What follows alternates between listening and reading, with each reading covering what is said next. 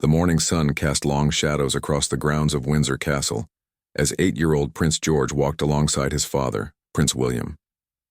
The young prince had always been fascinated by the changing of the guard ceremonies, but today felt different somehow. His usual chatter about football and school had given way to thoughtful silence as they approached the courtyard where the royal guard stood in their traditional red tunics and tall black bearskin hats. George had been learning about his family's history in his private lessons with his tutor, Mrs. Henderson. Just yesterday she had told him stories about his great-great-grandmother, Queen Elizabeth, the Queen Mother, and how she had shown courage during the darkest days of World War II. The young prince had listened, with wide eyes as Mrs. Henderson described how the Queen Mother had refused to leave London during the Blitz, choosing to stay with her people even as bombs fell around Buckingham Palace. As they walked, George noticed something unusual in the courtyard ahead. An elderly man in a worn military uniform stood near the edge of the ceremonial area. The man's back was slightly bent with age and his hands trembled as he clutched a small wooden box to his chest. Several medals glinted on his jacket, their ribbons faded from years of wear. The old soldier's eyes were fixed on the guards with an expression that seemed to carry the weight of decades. Prince William had also noticed the elderly gentleman and was quietly speaking with one of his protection officers. The conversation was brief and conducted in hushed tones, but George could see his father's expression grow more serious. The protection officer nodded and stepped back, allowing the family to continue their approach to the ceremony area. The royal guard stood motionless in their positions, their discipline absolute despite the growing crowd of tourists and photographers gathering for the daily ceremony. These were some of the finest soldiers in the British Army, men who had served in conflicts around the world and earned their place in this most prestigious posting. Their commitment to duty was legendary, and breaking formation during a ceremony was simply unthinkable under normal circumstances. George found himself studying the elderly man more closely as they drew nearer. There was something familiar about his bearing, the way he held himself despite his obvious frailty. The young prince had met many veterans at various royal events and had always been struck by their quiet dignity. His grandfather, now King Charles, had taught him to recognize the signs of someone who had served their country with honor. The wooden box in the old man's hands appeared to be crafted from dark mahogany, polished smooth by countless careful touches. A small brass nameplate was visible on its surface, though George couldn't make out the writing from his distance. The man's uniform, while clearly from an earlier era, was immaculately maintained. Every button gleamed, every crease was sharp, and his few remaining medals were positioned with military precision. As the official ceremony time approached, more spectators gathered in the designated viewing areas. Camera phones appeared as tourists prepared to capture the pageantry that drew visitors from around the world. The atmosphere buzzed with anticipation, but George noticed that the elderly veteran remained apart from the crowd, standing in a space that seemed somehow separate from the bustling activity around him. The young prince glanced up at his father, who was watching the scene with careful attention. Prince William had served as a helicopter pilot in the Royal Air Force and understood the military traditions that governed moments like these. He placed a gentle hand on George's shoulder, a gesture that both reassured and focused the boy's attention on what was unfolding before them. The morning air carried the sound of distant bagpipes as the incoming guard unit prepared for their march into the courtyard. The ceremony that was about to begin followed traditions that stretched back centuries, a living link to Britain's military heritage. Every movement was choreographed with precision, every command delivered with authority that resonated across the stone courtyard. George had witnessed this ceremony many times before, but today he found himself paying closer attention to details he had previously overlooked. The way the guards maintained their bearing despite the weight of their uniforms and equipment, the subtle signals they used to coordinate their movements, the respect they showed for the traditions they embodied. His tutors had explained that these ceremonies were more than just tourist attractions. They were displays of continuity and service that connected the present to the past. The elderly man shifted slightly, adjusting his grip on the wooden box. For a moment his gaze met George's across the courtyard, and the young prince saw something in those weathered eyes that made him pause.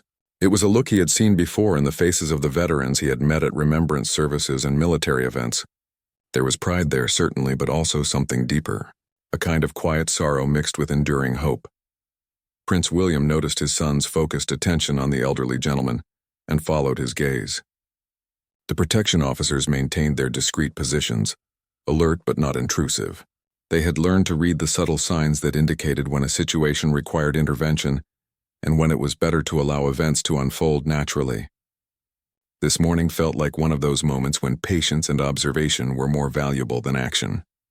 The sound of approaching drums grew louder as the new guard unit made their way through the castle grounds. In just a few minutes, the formal ceremony would begin, and the courtyard would become a stage for one of Britain's most enduring military traditions. The guards in position began the subtle preparations that preceded the official changing of the watch, their movements economical and practiced. George found himself wondering about the stories these guards could tell, about the places they had served and the things they had seen. His father had shared some of his own military experiences, carefully edited for a young audience, but the prince was beginning to understand that service often came with costs that were not immediately visible to those who had never worn a uniform. The elderly veteran remained motionless, his attention never wavering from the guards before him. Whatever had brought him to this place on this morning, it was clearly something of deep personal significance. The wooden box in his hand seemed to grow heavier with each passing moment, as if the weight of memory was settling upon his shoulders like an invisible burden that only he could carry. The drums grew louder as the approaching guard unit entered the main courtyard, their synchronized steps echoing off the ancient stone walls. George watched as the current guard snapped to an even more rigid attention, if such a thing were possible. Their eyes remained fixed straight ahead, but the young prince could sense the heightened awareness that came with the start of an official ceremony. The elderly man took a step forward, still clutching his wooden box. The movement was subtle, barely noticeable among the gathering crowd, but something about it caught George's attention. There was purpose in that small step, a determination that seemed to overcome the physical limitations of age. The old soldier's breathing appeared labored, and beads of perspiration had formed on his forehead despite the cool morning air. Prince William noticed his son's continued focus on the veteran and made a quiet inquiry to his protection officer. The response was brief but informative. The man was indeed a military veteran, though his specific service record was not immediately available. He had arrived at the castle gates early that morning, requesting permission to attend the ceremony. Such requests were not uncommon, and arrangements had been made to accommodate him in the public viewing area. As the incoming guards marched into formation, their red tunics brilliant in the morning sunlight, George found himself thinking about the conversations he had overheard between his father and various military officials. The young prince was beginning to understand that the ceremonies he witnessed were not just displays for tourists, but meaningful rituals that honored the sacrifices of countless men and women who had served the crown throughout Britain's long history. The elderly veteran's uniform told its own story to those who knew how to read the subtle signs. The ribbons on his chest spoke of service in distant places during conflicts that most people knew only from history books. His posture, despite the obvious toll of years, retained the bearing of someone who had once stood in formation just like the guards before him. The wooden box in his hand seemed to pulse with significance, as if it contained something precious beyond measure. George noticed that other spectators had begun to take notice of the old man as well. A few tourists had their cameras pointed in his direction, though they seemed uncertain about whether photographing him would be appropriate. The veteran appeared oblivious to their attention, his entire focus concentrated on the ceremony unfolding before him. There was something almost ritualistic about his presence, as if he had come to fulfill some personal obligation that transcended mere spectating. The commanding officer of the guard called out the first official command of the ceremony, and the courtyard filled with the sharp sound of synchronized movement. Boots clicked against stone, weapons were adjusted with mechanical precision, and the ancient ritual began its measured progression. Every movement had been practiced thousands of times, every command delivered with the authority of centuries of tradition. But as the ceremony continued, George noticed something unusual beginning to happen. One of the guards in the front rank, a tall soldier with sergeant's stripes, had begun to show subtle signs of recognition as his gaze briefly swept the crowd. His eyes had lingered for just a moment on the elderly veteran, and though his expression remained professionally neutral, something had shifted in his bearing. The change was almost imperceptible, visible only to someone watching with the intense focus that George was bringing to the scene. The sergeant's shoulders had straightened even further, if such a thing were possible, and there was a new quality to his stillness that spoke of deep respect rather than mere discipline. It was as if he had recognized something in the old man that commanded a response beyond the usual requirements of ceremony. Prince William had also noticed the subtle change in the guard's demeanor and was watching the scene with increased interest. His military background had taught him to recognize the signs of genuine emotion breaking through professional composure. The protection officers maintained their positions, but their attention had sharpened as well. Something significant was happening, though its exact nature remained unclear. The elderly veteran took another small step forward, bringing him closer to the ceremonial area, but still within the boundaries established for public viewing. The wooden box in his hands caught the morning light, revealing more details of its construction. The brass nameplate bore an inscription that was still too distant to read, but its presence suggested that the box contained something of personal and historical significance. George found himself holding his breath as the ceremony continued around this developing drama. The young prince had an intuitive understanding that he was witnessing something important, though he could not yet fully comprehend its meaning. His education had taught him about the sacrifices made by previous generations, but this was his first direct encounter with the living reality of that history. The guard sergeant's recognition seemed to be spreading to other members of his unit through some form of silent communication that exists among soldiers who have served together. Eyes that should have remained fixed straight ahead began to show subtle shifts, and the quality of attention in the ranks changed in ways that only someone familiar with military bearing could detect. The ceremony continued with its prescribed precision, but an undercurrent of emotion was building beneath the surface of official protocol. The old man's breathing had become more labored, and he swayed slightly on his feet. For a moment it seemed as though he might collapse, but he steadied himself with visible effort and maintained his position. The wooden box remained secure in his grip, protected as if it contained the most precious treasure in the world. His eyes never left the guards, and there was something in his expression that spoke of completion, as if a long journey was finally nearing its end. George looked up at his father, seeking guidance about what he was witnessing. Prince William's expression was thoughtful and respectful, suggesting that whatever was happening was being allowed to unfold naturally. The protection officers had positioned themselves to intervene if necessary, but their body language indicated that they were prepared to respect the dignity of the moment rather than disrupt it unnecessarily. The ceremony reached a crucial transition point, where the outgoing guards would typically begin their formal departure. But something unprecedented was about to happen, something that would challenge the rigid protocols that governed these ancient traditions. The elderly veteran raised the wooden box slightly, as if offering it to some unseen presence, and in that gesture, the true significance of his presence began to reveal itself to those who were watching with understanding eyes. The moment stretched like a held breath as the elderly veteran lifted the wooden box higher, his trembling hands somehow finding strength in the gesture. The morning light caught the brass nameplate more clearly now, and George could just make out what appeared to be a name and dates etched into its surface. The old man's lips moved silently, as if he were speaking to someone only he could see. Sergeant Matthews of the Grenadier Guards felt his throat tighten as recognition flooded through him.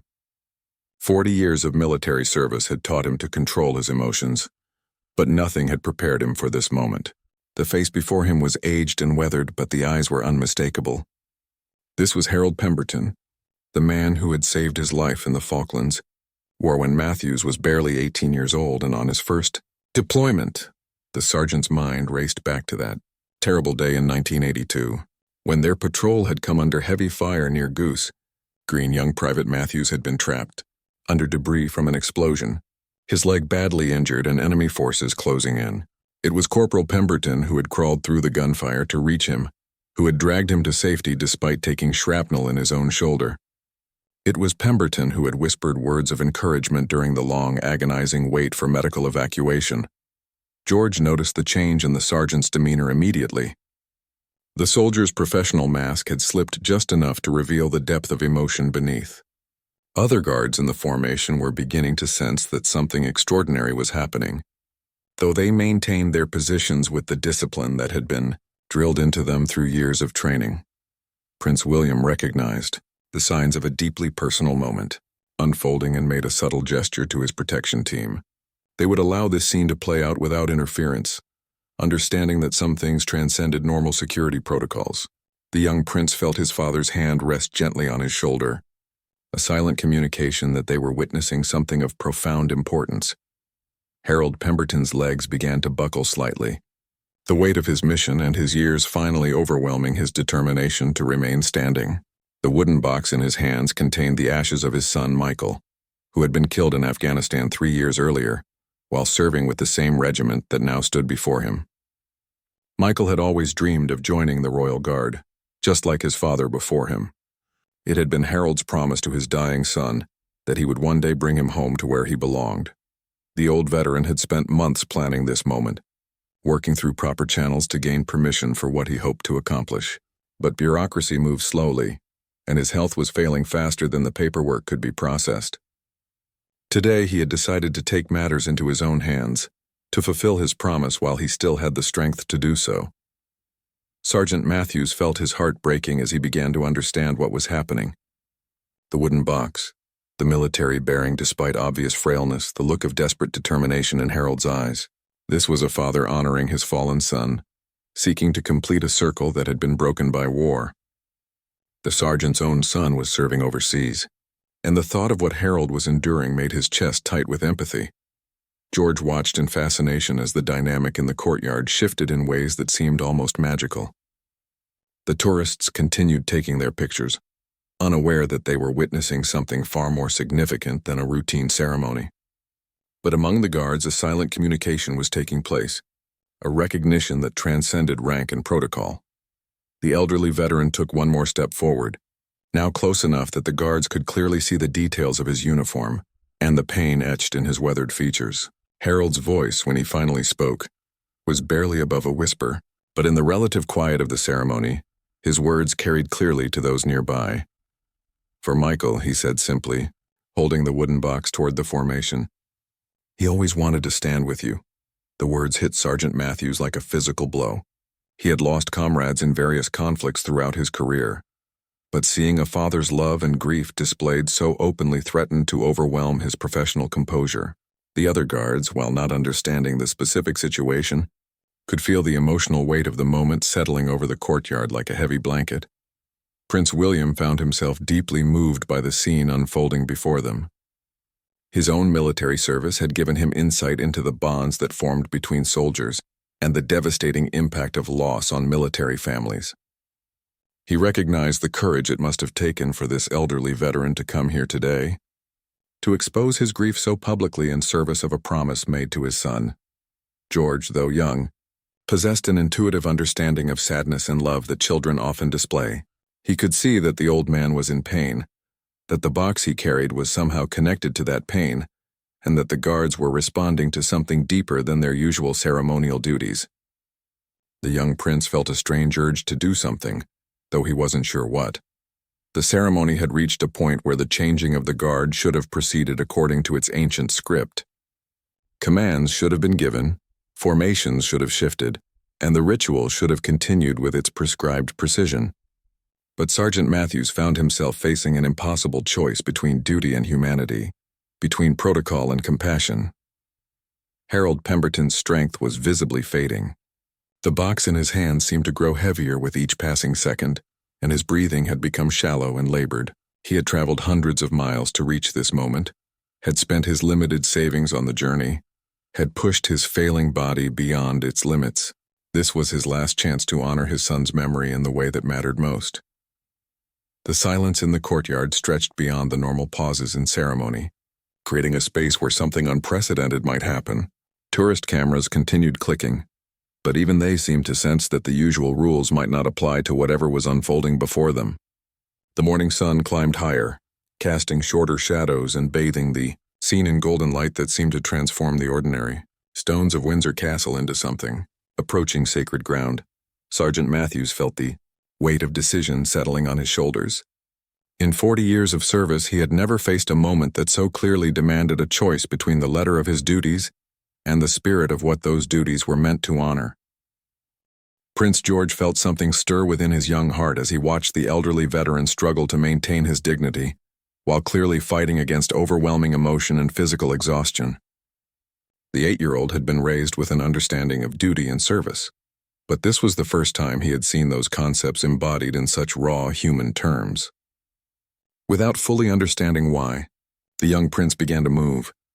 His first steps were tentative, almost unconscious, as if his feet were responding to some inner compass that pointed toward compassion rather than protocol. Prince William noticed his son's movement immediately and felt his protective instincts activate. But something in George's bearing, a quality of purpose that seemed beyond his years, made the father pause rather than immediately intervene. George walked slowly but steadily toward Harold Pemberton, his young mind working through everything he had been taught about respect, honor, and the meaning of sacrifice. His tutors had filled his head with stories of brave soldiers and noble deeds, but those had always seemed like tales from distant history. This morning, history was standing right in front of him, holding a wooden box that contained more love and loss than any child should have to understand. The protection officers tensed as the young prince moved beyond their immediate perimeter, but Prince William's subtle hand gesture kept them in position. The father in him wanted to protect his son from exposure to such intense grief, but the future king in him recognized that some lessons could only be learned through direct experience. George was walking toward his destiny as a leader who would need to understand the true cost of the service others provided in his family's name. Sergeant Matthews watched in amazement as the young prince approached the elderly veteran. In all his years of ceremonial duty, he had never seen anything like this. Royal children were typically kept at safe distances from unpredictable situations, surrounded by layers of security and protocol. But here was Prince George, walking with quiet determination toward a moment that could define his understanding of leadership for the rest of his life. Harold Pemberton looked down through tear-filled eyes as the young prince stopped directly in front of him. The old veteran had expected many possible outcomes from his desperate mission to honor his son, but he had never imagined that a member of the royal family would acknowledge his presence so directly. For a moment he was too overwhelmed to speak, clutching the wooden box closer to his chest as if to protect both his son's memory and his own fragile hope. George looked up at the elderly man with the clear, honest gaze that children possess before the world teaches them to hide their emotions. He could see the pain in Harold's weathered features, could sense the importance of the wooden box without fully understanding its contents. The young prince had been taught to recognize when someone was in need of comfort, and every instinct he possessed was telling him that this moment called for action rather than observation. "Sir," George said in his clear, young voice that somehow carried across the hushed courtyard, "my great-grandmother taught me that soldiers are the bravest people in the world. She said we should always honor them." The words, spoken with such simple sincerity, hit Harold Pemberton like a gentle blow to the heart. This child, this future king, was speaking to him not with the distant politeness of royalty addressing a subject, but with the direct humanity of one person recognizing another's pain. The old veteran felt his carefully maintained composure begin to crumble as decades of suppressed grief threatened to overwhelm him. Sergeant Matthews felt his own eyes filling with tears as he watched the scene unfold. The sight of Prince George speaking so directly to Harold had created a moment of such pure human connection that the usual boundaries between royal and commoner, between officer and veteran, seemed to dissolve entirely. This was what they were all truly serving, not abstract concepts of crown and country, but the living reality of compassion and understanding. The other guards in the formation were struggling to maintain their professional bearing as the emotional weight of the moment continued to build. They had all lost comrades in various conflicts, had all attended military funerals where wooden boxes were honored and tears were shed. Seeing an elderly father carrying what appeared to be his son's final journey home was testing every man's ability to remain at attention. Prince William watched his son with a mixture of pride and concern, recognizing that George was instinctively responding to a situation with exactly the kind of leadership the future would require of him. The young prince was not acting from training or instruction, but from an innate understanding of what it meant to serve others. This was the quality that would one day make him a worthy king, the ability to see past ceremony and protocol to the human hearts that beat beneath military uniforms and formal titles. Harold Pemberton found his voice at last, though it trembled with emotion as he spoke. "Your Highness," he managed, "my son Michael always dreamed of standing guard for your family." He said it would be the greatest honor of his life. The old man's hands shook as he lifted the wooden box slightly.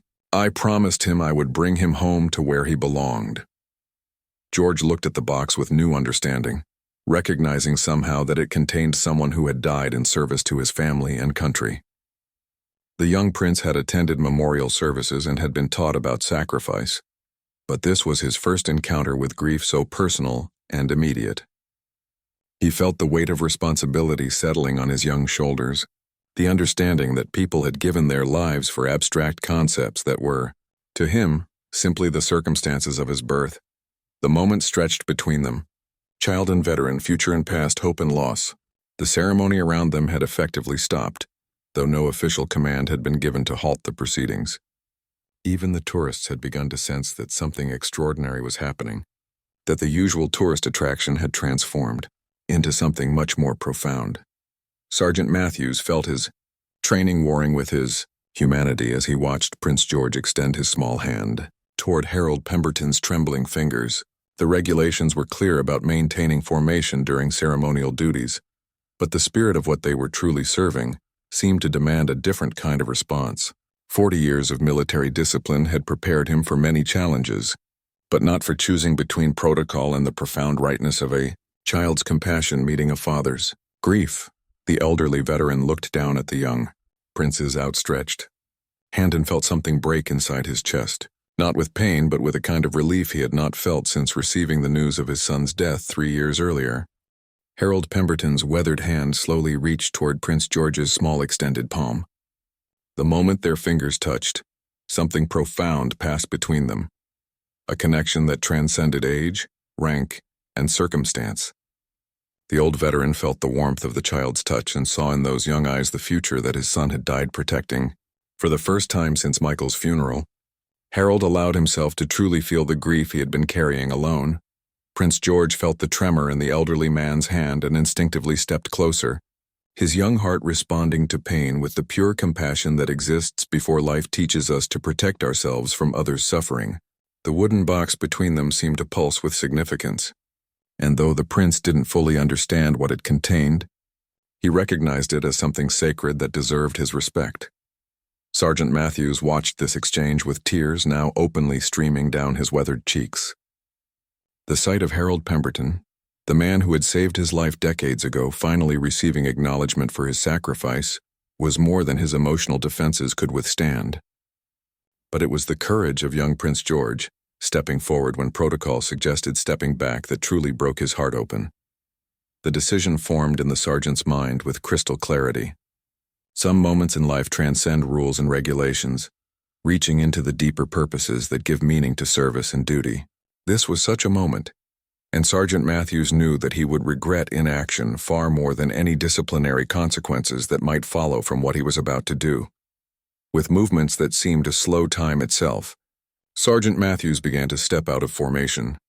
40 years of military discipline had trained his body to remain at attention regardless of circumstances.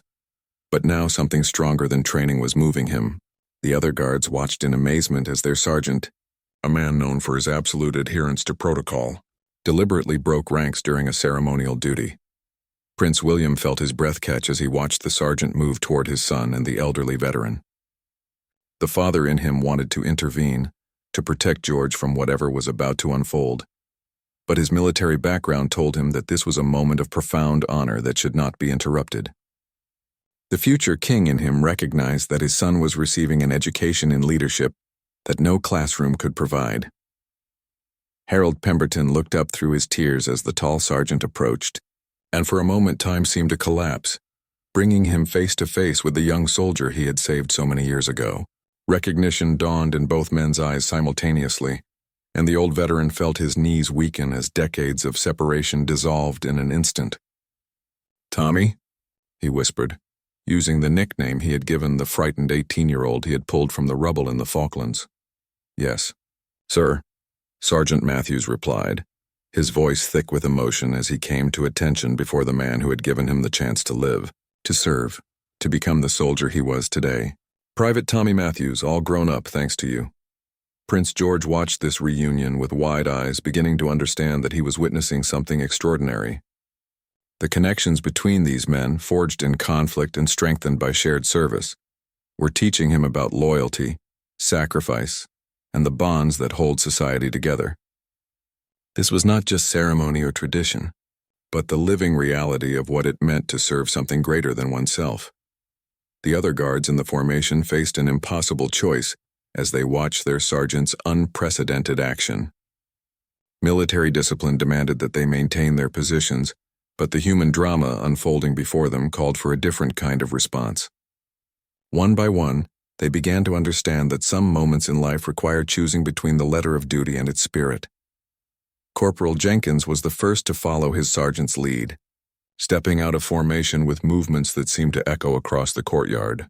Then Private Harrison, then Lance Corporal Williams.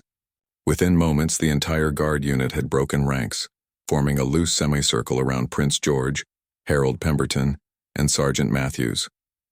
Their actions were unprecedented, potentially career-ending, but absolutely right. Harold Pemberton looked around at the circle of soldiers surrounding them and felt his heart swell with an emotion he couldn't name. These men, these guardians of tradition and order, had chosen to honor his son's memory above their own professional obligations. The wooden box in his hand seemed lighter somehow, as if the burden of grief he had carried alone was now being shared by worthy shoulders. Prince George stood at the center of this unprecedented scene, his young mind working to process the magnitude of what was happening around him. He had been raised to understand duty and protocol, but this morning was teaching him that true leadership sometimes meant knowing when to set those things aside in service of something higher. The sight of these disciplined soldiers choosing compassion over regulation was a lesson that would stay with him for the rest of his life. Prince William made a decision that would echo through royal history. Instead of intervening to restore order, he stepped forward to join the circle of soldiers surrounding his son and the grieving father. His presence legitimized their actions, transforming what could have been seen as a breach of discipline into something approaching an official ceremony. The future king was learning alongside his son that leadership meant recognizing sacred moments and having the courage to honor them. Sergeant Matthews reached toward the wooden box that Harold held, his intention clear without words. The old veteran looked into the eyes of the man whose life he had saved and slowly, reverently, placed his son's remains into the sergeant's steady hands. It was a transfer of more than just a physical object. It was the completion of a promise, the honoring of a dream, the recognition of service that had been given freely and deserved to be acknowledged.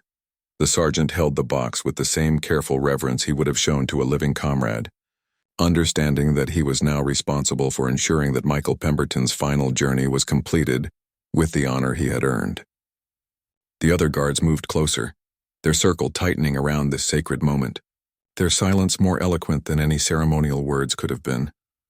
Prince George reached up and placed his small hand on the wooden box alongside the sergeant's larger ones, and in that gesture, the future of the monarchy touched the past of military service.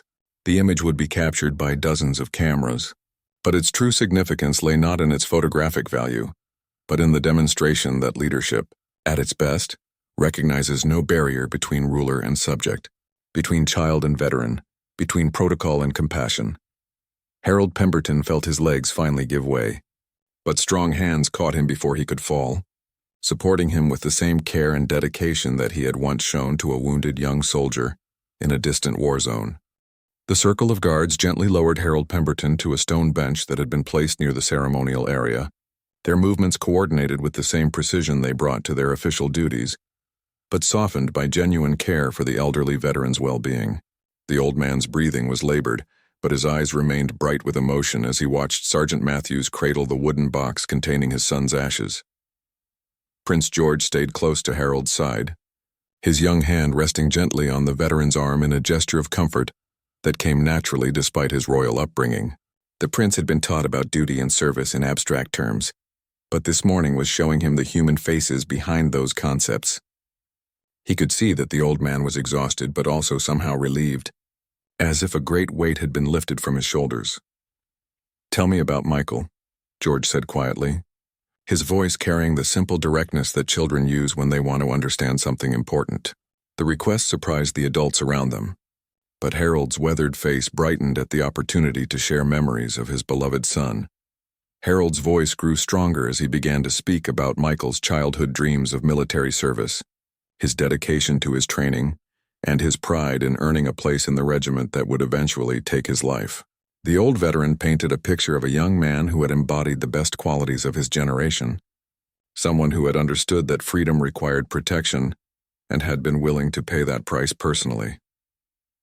Sergeant Matthews listened to these stories with deep attention, understanding that he was hearing about a brother-in-arms he had never had the chance to meet, but would now honor for the rest of his life. The other guards formed a protective semicircle around the conversation, their presence ensuring that this moment of remembrance could continue, without interruption from curious tourists or photographers. Prince William had positioned himself where he could observe both his son's interaction with the veteran and the unprecedented response of the Royal Guard. As a former military officer himself, he understood the magnitude of what these soldiers had done by breaking formation.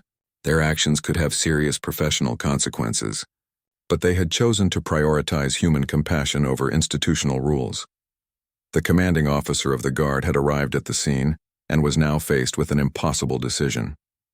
Protocol demanded that he restore order and discipline his men for their breach of ceremony, but the presence of Prince William and the obvious significance of what was happening made any punitive action seem not just inappropriate but actively harmful to everything. The Guard was supposed to represent George, found himself fascinated by Harold's stories of Michael's determination to serve, in the Royal Guard specifically. The young soldier had studied the history and traditions of the unit, had trained beyond the standard requirements, and had spoken constantly of his dream to stand guard at royal residences. That dream had been cut short by an improvised explosive device in Afghanistan, but Harold's presence here today was ensuring that it would not be forgotten. He would have been so proud to meet you, Harold told the young prince, his eyes soft with memories and gratitude. Michael always said that protecting the royal family wasn't just a job, it was a sacred trust. He understood that you represent something bigger than any one person, something worth defending. The words carried weight beyond their simple meaning, offering George insight into how others viewed his family's role in the nation's life. The young prince began to understand that his future crown would not just be a symbol of privilege, but a responsibility to be worthy of the sacrifice that others made in his name. The lesson was profound and sobering for someone so young. Sergeant Matthews made a decision that would transform this spontaneous moment into something more permanent and meaningful. With careful reverence, he began to organize his men into a formal honor guard around Harold and the wooden box containing Michael's remains. The formation was different from their usual ceremonial arrangements, more personal and intimate, but no less precise or respectful. The tourists and photographers who had gathered to witness a routine changing of the guard found themselves documenting something far more significant.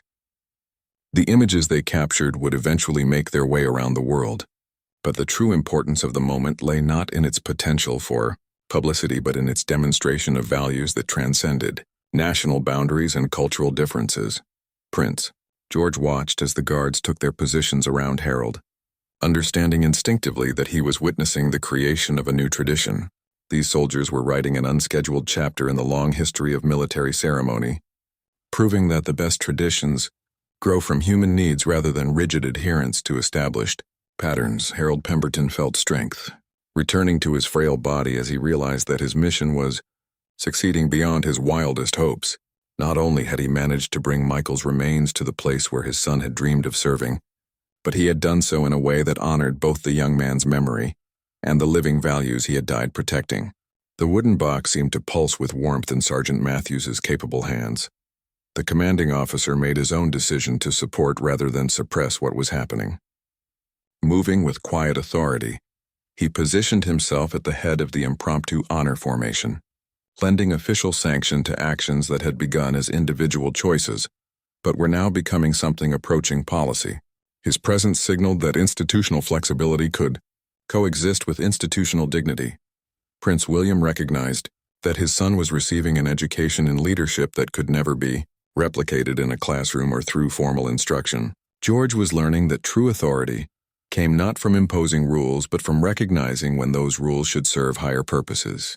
The future king was discovering that the most powerful moments in royal life often happened when protocol gave way to humanity. The elderly veteran struggled to his feet, supported by willing hands but determined to stand under his own power for what he somehow knew would be the climax of this extraordinary morning. Harold's eyes moved from face to face around the circle of guards, seeing in each man's expression the recognition and respect that his son had earned through his service and sacrifice. "Michael," Harold whispered to the wooden box in Sergeant Matthews' hands, "you're finally home." What happened next would be remembered as one of the most moving moments in the modern history of the British Royal Guard. Without any spoken command or predetermined signal, every soldier in the formation began to move with synchronized precision into what military historians would later recognize as a completely spontaneous honor salute. Their movements were fluid and natural, as if guided by some collective understanding that transcended individual training. Prince George watched in wonder as the guards raised their hands to their caps in perfect unison, their salute directed not toward him or his father, but toward the wooden box containing Michael Pemberton's ashes. The gesture was unprecedented in its spontaneity and profound in its meaning, a recognition that stretched across generations and ranks to acknowledge a fallen comrade who had never had the chance to stand among them in life. Sergeant Matthews felt his heart swell with pride as he maintained his grip on the wooden box while rendering his own salute. 40 years of military service had never prepared him for a moment of such pure emotion and meaning. The man whose life he had saved decades ago in the Falklands had now given him the opportunity to honor a new generation of sacrifice, completing a circle of service that spanned wars and generations. Harold Pemberton straightened his bent shoulders, as much as his aged body would allow, and returned the salute with trembling but determined precision. Tears streamed down his weathered cheeks, but his voice was strong and clear as he spoke words that seemed to come from some place deeper than conscious thought. "Thank you," he said simply. "Thank you for bringing my boy home." The silence that followed was more eloquent than any speech, more meaningful than any official ceremony. In that quiet moment, surrounded by the ancient stones of Windsor Castle and witnessed by a young prince who would one day be king, the true meaning of service revealed itself in its purest form. It was not about pageantry or tradition, but about the bonds between people who understood that some things were worth protecting regardless of personal cost. Prince William felt his throat tighten with emotion as he watched his son step forward once more, this time to place his small hand over Harold's weathered fingers as the old veteran held onto the edge of the wooden box. The gesture was instinctive and genuine, a child's response to pain and a future king's recognition of sacrifice. In that moment, the monarchy itself seemed to touch the heart of what it meant to serve others. The commanding officer made a decision that would redefine ceremonial protocol for generations to come. Moving with quiet authority, he ordered the formation to present arms, the highest military honor that could be rendered to a fallen soldier. The guards responded with movements so precise and heartfelt that even the tourists stopped taking pictures, sensing that they were witnessing something sacred that transcended mere spectacle. Prince George found himself understanding, with the clarity that sometimes comes to children in moments of profound truth, that this was what leadership really meant. It was not about commanding others to follow rules, but about recognizing when human needs were more important than regulations. The young prince was learning that the crown he would one day wear was not a symbol of power over others, but a responsibility to serve them. Harold Pemberton felt his son's presence more strongly than he had since the day of the funeral 3 years earlier. Michael had always believed that service was its own reward, that protecting something greater than oneself was the highest calling a person could answer. Seeing his son honored by the very unit he had dreamed of joining felt like the completion of a promise that had seemed impossible to keep. The moment stretched between past and future, between the old veteran carrying his grief and the young prince learning about the true weight of leadership. Around them, disciplined soldiers had chosen compassion over protocol, creating something new and beautiful from their willingness to see beyond the boundaries of their official duties. The ancient walls of Windsor Castle bore witness to a scene that honored both tradition and innovation. Sergeant Matthews carefully, reverently returned the wooden box to Harold's waiting hands, but the gesture felt more like a blessing than a simple transfer of property. The old soldier's grip was steadier now, as if the acknowledgment he had received had given him new strength. The burden he had carried alone was now shared by worthy hearts that understood its weight. As the impromptu ceremony drew to its natural conclusion, Prince George surprised everyone once more by stepping forward and offering Harold his arm for support. The gesture was instinctive and appropriate, a young gentleman helping an elderly veteran who had given everything in service to his country. The image of the future king supporting a grieving father would become one of the most powerful photographs in royal history. The guards began to return to their positions, but slowly and with obvious reluctance to end this extraordinary moment. They had participated in something that went beyond their training, beyond their usual understanding of duty, into territory where the heart's wisdom mattered more than regulation. Each man knew that this morning had changed him in ways that would resonate for the rest of his career. Prince William approached Harold Pemberton and clasped the elderly veteran's free hand in both of his own. "Your son's service will not be forgotten," he said quietly. "Neither will yours." The words carried the weight of royal promise, but they also reflected a father's understanding of love and loss that transcended any official capacity, as Harold was gently escorted to a comfortable position where he could rest and recover. From the emotion of the morning, Prince George remained close by his side. The young prince had questions, but he seemed to understand that some moments were too precious for words.